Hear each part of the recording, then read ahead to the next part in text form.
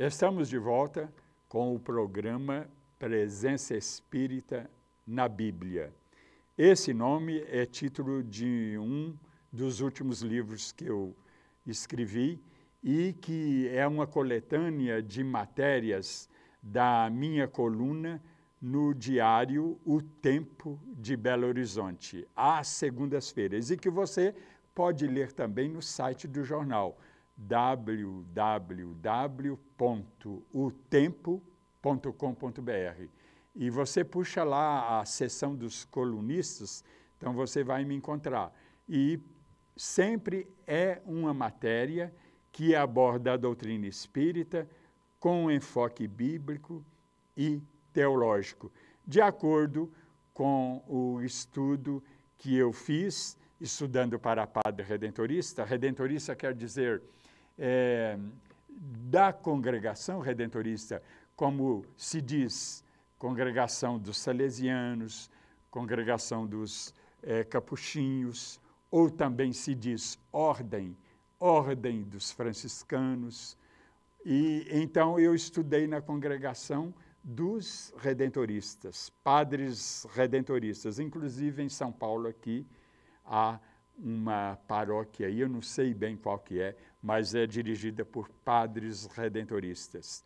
Então o trabalho meu ele tem esse enfoque bíblico. Meus livros, eu vou citar aqui dois deles, A Reencarnação na Bíblia e na Ciência, A Face Oculta das Religiões, este que dá nome a este programa, Presença Espírita na Bíblia, e cito mais um também, O Espiritismo segundo a Bíblia, da editora Chico Xavier, lá de Belo Horizonte, ou mais precisamente de Santa Luzia, na Grande Belo Horizonte. E o nosso trabalho, então, ele é sempre destacado com apoio, com enfoque, com o respaldo da Bíblia. Essa é a característica de todo o trabalho que eu faço, inclusive aqui nesse programa Presença Espírita na Bíblia. E vamos, então, a mais uma pergunta dos nossos telespectadores.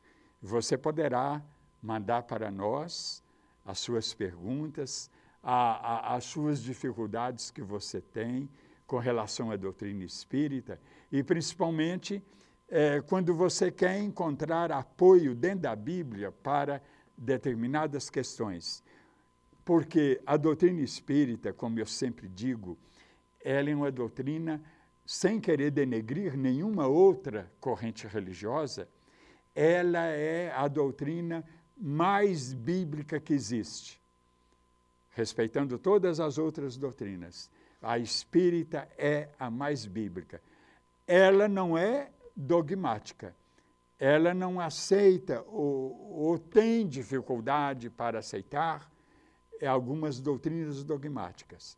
Mas isso os nossos irmãos católicos também têm, os nossos irmãos evangélicos e protestantes também têm dificuldades com algumas doutrinas que são polêmicas e que exatamente porque são polêmicas é que então não tem esse apoio de todos. Embora ninguém esteja querendo desafiar a igreja, querendo desafiar a sua igreja cristã, ninguém está querendo desafiar o Papa, nada disso. Mas existem as dificuldades contra certas doutrinas.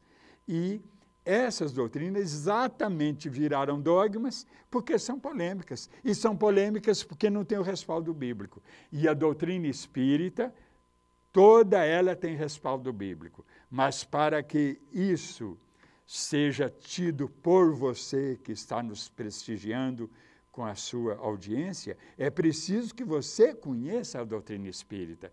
É preciso que você a estude, que você leia os livros da doutrina. Ela é muito rica de Bíblia e principalmente do Novo Testamento, do Evangelho. E vamos então a mais uma pergunta dos nossos telespectadores. Heresia ontem pode se tornar ortodoxia hoje? qual o motivo de tantas perseguições na história das religiões? Muitas doutrinas que foram heresias no passado, sim, poderão tornar-se hoje doutrinas oficiais do cristianismo. Inclusive, eu digo aqui, sem querer exagerar, sem querer fazer sensacionalismo, eu digo que a nossa querida Igreja Católica tem seguido o rastro espírita.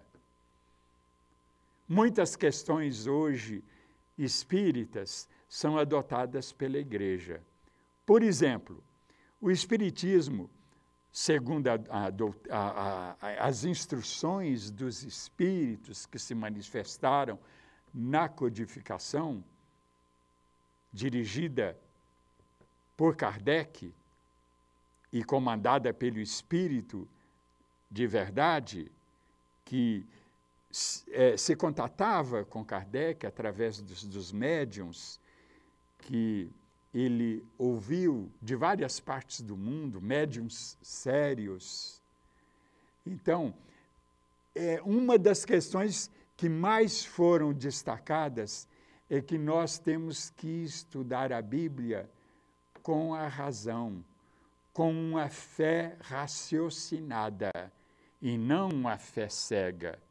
E, principalmente, não devemos interpretar a Bíblia literalmente. E São Paulo nos adverte com relação a isso. Ele nos fala que nós não devemos nos prender à letra, porque a letra mata. Então, o Espiritismo bate nessa tecla desde o início. E hoje a Igreja Católica também está adotando essa linha de não interpretar a Bíblia literalmente. Porque se a Bíblia for interpretada literalmente, ela se torna um absurdo. Ela joga todo mundo, vamos dizer, na heresia. Ninguém vai acreditar mais na Bíblia. Vai considerar a Bíblia um livro de história da carochinha, como se diz? Então, a Igreja Católica já não faz mais isso. Por exemplo, a história de Adão e Eva, que é uma metáfora. Não podemos pegá-la literalmente ao pé da letra, porque senão ela torna-se um absurdo. E a Igreja Católica está dizendo isso hoje também. Ela diz que a história de Adão e Eva, ela não fala que é uma lenda, como o Espiritismo também não fala, mas fala que é uma alegoria.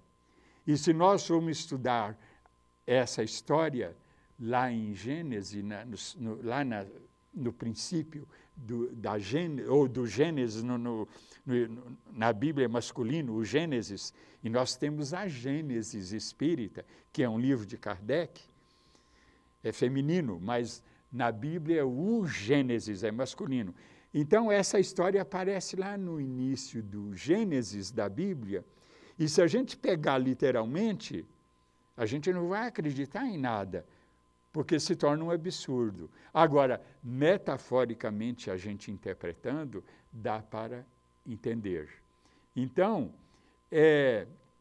a Igreja Católica ela está seguindo o rastro espírita, está, vamos dizer, colocando a razão, a lógica, o bom senso na interpretação da Bíblia. E isso o Espiritismo já faz há 160 anos, aproximadamente. E nossos irmãos evangélicos ainda estão mais presos às interpretações mais literais. Mas eles também vão chegar lá. Há muitos irmãos nossos evangélicos, quando falo evangélico, eu me refiro a essas doutrinas, igrejas que surgem, todo dia surge uma nova.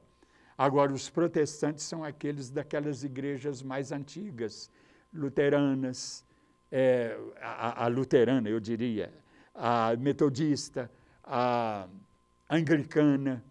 Então, são as igrejas protestantes, são mais antigas, mais oficiais.